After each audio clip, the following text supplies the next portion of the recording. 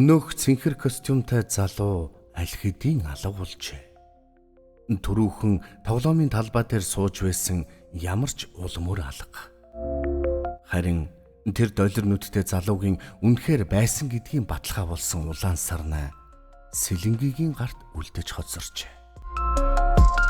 Хав ойрд холхиж угаа хүмүүсээс цэнхэр костюмтай доллар нүдтэй залууг хаашаа явсныг асуух гэсэн боловч яахаас ч буцахгүй шинжтэй ууртай хүмүүс рүү харж чадсангүй орц руугаа орлоо.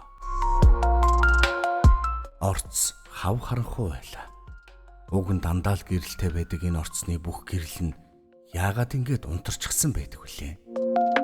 Цахилгааны ямар нэгэн саатал гарсан эсвэл нэг сайн ир орцны жижүүрийн эзгүй байх чөлөөнөөр сэм орж ирээд бүгдийг дэлсэж орхисон болов.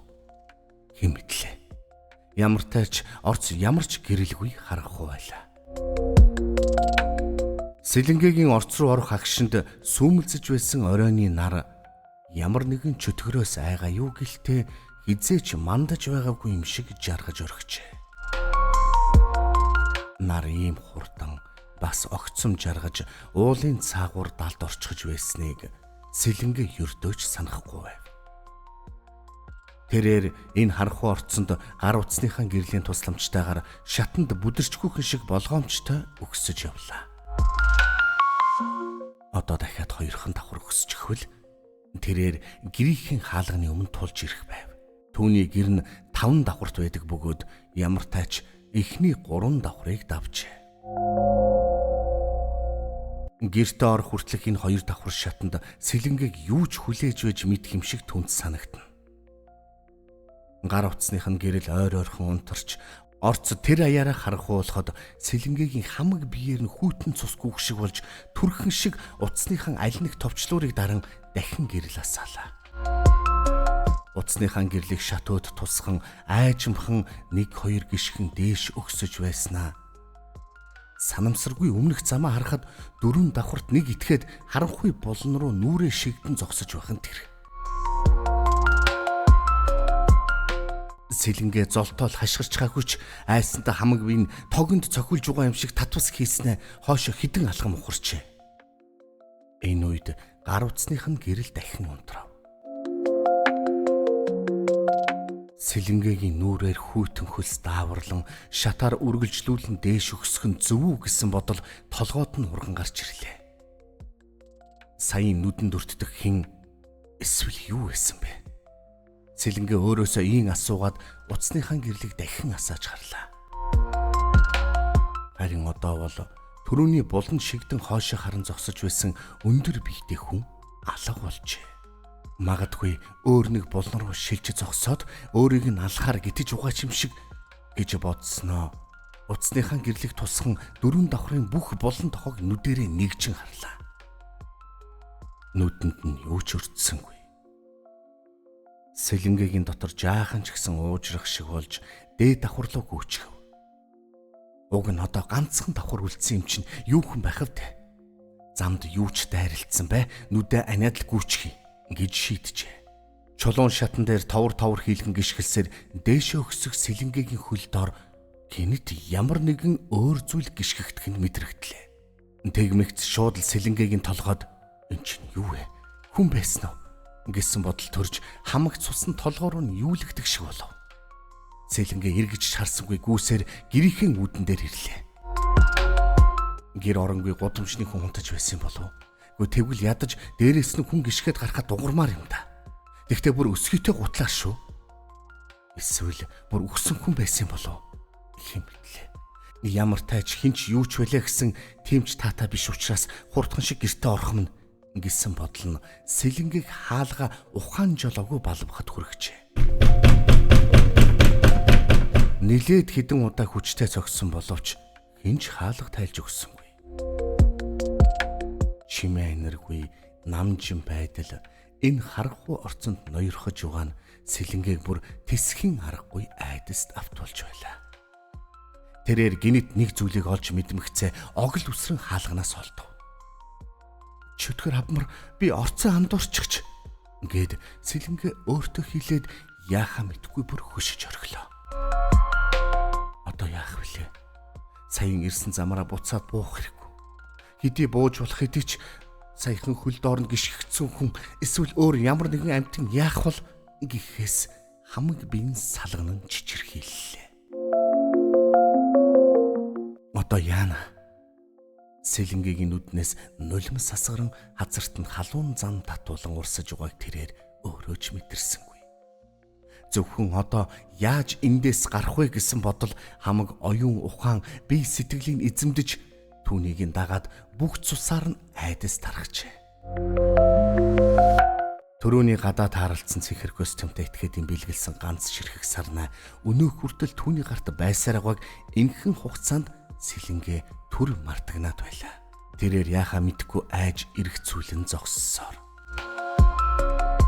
Аз таарч ямар нэг айлын хаалга нээгдэж доошо хүн бовол хамт гарчихъя гэж бодоод харанхуй орцны хананд нуруугаар анаалдан хэн нэгнийг хаалгаа тайлан гарахыг хүлээ.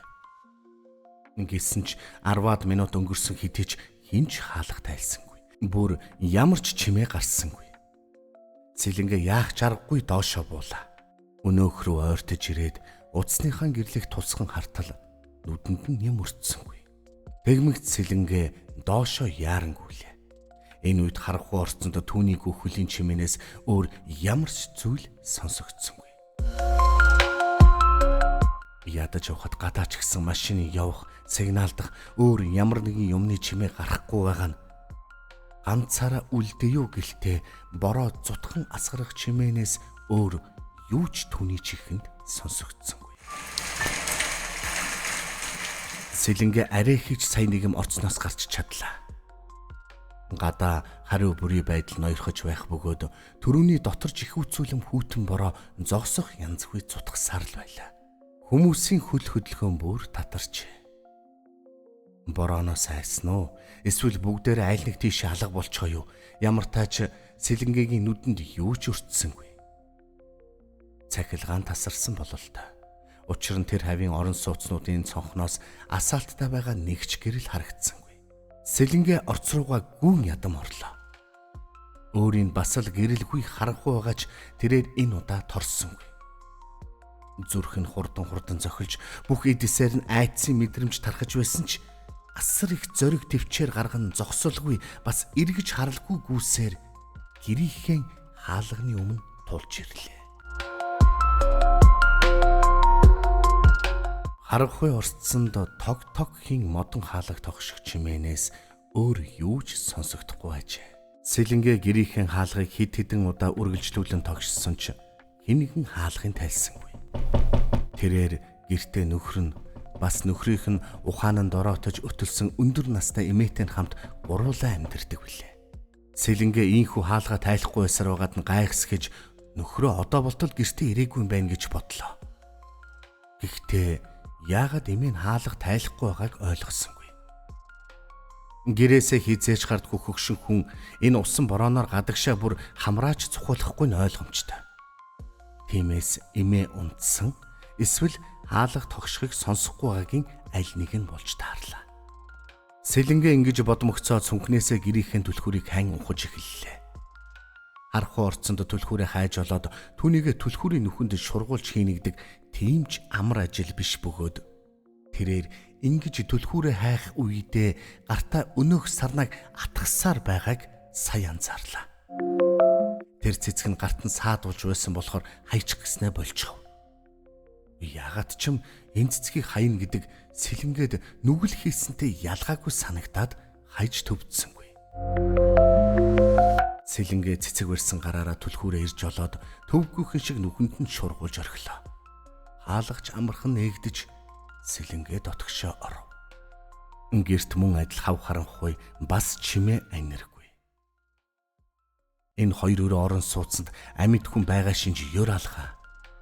Сэлэнгээ харанхуйд хаалга дотроос нь сайтар төвчснийхээ дараа ямиг яаж мэдхүү гэсэн шиг хордорын гэрлийн унтраалгыг дартал. Гэрэл мэлсхийн асган тэр. Сэлэнгээ бүр гайхаж орхилоо. Уг нь цахилгаан тасраагүй л байсан байх шүү дээ. Гэтэл энэ үед эмээгийнх нь байдаг жижиг өрөөнд хэн нэгний шаахаага чирэн 1-2 алхах чимээ гарахад тэрээр эмээгээ мөн байна гэдгийг таньжээ. Эмээ гэж дуудсан ч Сэлэнгээгийн дууг сонсоогүй бол та хариу өгсөнгүй. Эмээ гэртээ байсан хэрнээ яагаад одоо болтол гэрлээ асаадгүй байна. Уг нь өдөрт гэрлээч зурагтаач асаагаад суучихсан байдгсан. За яах вэ? Эмээ гэрлээ асаахаа мартчихэ гэхэд яагаад бусад айлууд энэ харахгүй болсон үед гэрлээ асаадгүй байна. Сэлэнгээ ийм бодсоор нойтон гадуур хувцас тайлж үлгүрт тохоод том өрөөнийхөө хаалгыг нээж дотогшоормогцоо гэрлээ асаалаа. Танил дотнуулсан гэрийнхэн тавилга эд огшол түүний нүдэнд өртөж үгээр илэрхийлж барамгүй баяр баясал тайвширлыг эзэндээ бэлгэлэх нь тэр. Гэрийн танил дотнуулсан орчин, тавилга хэрэгсэл хүний сэтгэлд ийм сайхан мэдрэмж төрүүлдэг аж. Сэлэнгээ нэг их гүнзгий амьсгаа аваад том өрөөнийхөө хөшгөний завсраар хармагцаа дахин цочих шиг болж түрүүнийхэн айдац дахин автлаа. Өрс зэрэгэлдээ орон сууцнуудын гэрэл унтраалттай хിവэр байжээ. Уг нь Сэлэнгээ гэртээ орж ирээд унтраалга дарах тэрхэн агшинд цахилгаан тасарсан байснаа иржээ гэж дотроо бодож байсан атал энэ нь тийм биш байсан нь ойлгомжтой болгон тэр. Яагаад энэ олон айлуудын ядаж ганцхан ч гэрлээ асаадгүй вүлээ? Сэлэнгээ энэ бодлоос айгаад цочих шиг болжээ. Манай гэрийн цахилгаан тасраагүй байгаа болохоор буцад айлгч ялхаагүй байлтай. Эсвэл цөмөрөө унтчихсан хэрэг үү? За үгүй байлгүй те. Бүгдээрээ нэгэн зэрэг ингээд унтчихна гэдэг байж боломгүй зүйл. Эсвэл бүгд гэртээ байхгүй байх нь. Хаа нэг тийшээ бүгдээрээ хамтдаа гэрээ орхиод явчихж. Зөвхөн Сэлэнгээг өтөлж дороотсон бие муутай эмээтэй нь орхиод бүгд ямар нэг зүйлээс айгаад аль нэг тийшээ humгүй арилаад өгөх нь энэ. Сэлэнгээ үнэхээр төвчсөнгүй. Дахиад л бүх бие сэтгэлийн айдас эзэмдэж хацрын даган нулимс урсаж эхэллээ. Төрөний гудамжинд таарсан гүнзгий хөрөнгөний костюмтай эвлүүлдэг тоглоом шиг долир залуу түүний санаанд орж өмнө нь хизээж түн шиг тийм хачин хүнтэй таарч байгаагүйгээ саналаа. Бас түүний өмссөн тэр хачин өнгийн хувцас бороонд норсон шинж ердөө байгаагүй. Энэ нь хэдий зөвхөн өөрт нь л тэгж санагдсан байж болох хэдий ч үнэндээ тийм биш гэдгийг Сэлэнгээ зөнгөөрөө мэдэж байх шиг.